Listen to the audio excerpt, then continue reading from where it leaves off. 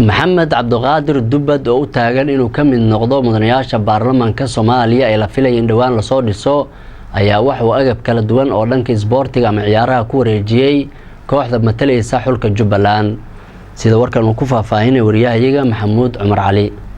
kani waa musharax Maxamed Cabdi Qaadir Dubad oo u taagan ka mid noqoshada xubnaha baarlamaanka dawladda federaalka Soomaaliya wuxuu goobjoog ka ahaa madal si heer sare ah loogu soo dhaweeyay ciyaartoydii Jubbaland uga qayb gashay tartankii ciyaaraha dawlad goboleedyada dalka ee lagu soo gabagabeeyay magaalada Muqdisho wuxuuna dhankiisa soo dhaweynta ciyaartoyda kaga qayb qaatay qalab isboortis oo uu ugu talagalay xulka kubadda cagta Jubbaland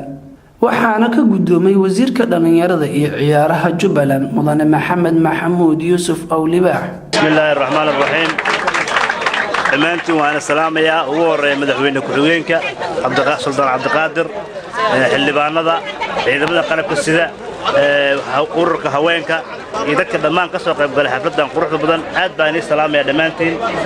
ma taqaanaa waxaan in guddoonsiinayaa hadiyad aan ugu talagalay ciyaartoyda Jubbaland aad iyo aad buu mahadsan yahay musharaxa xildhibaanada Jubbaland maanta u taagan waxaad arkaysaan inuu guddoonsiiyay kubaddi iyo dharkii isboortiga Jubbaland dhalinyarada Jubbaland buu ugu deeqay maanta kooxda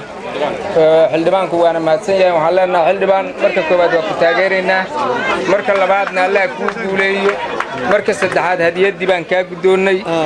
aad iyo aadna waa kuugu mahad celinaa assalaamu calaykum waraxmatullaahi ta'ala barakaatuh qalabkan oo iskugu jiro funaanado iyo kabo ayaa ciyaartoyda Jubbaland ku wareejiyay musharax Maxamed Cabdi Qaadir Dubad wuxuuna sheegay in uu ku dhiirigelinayo ciyaartoyda xulka kubadda cagta Jubbaland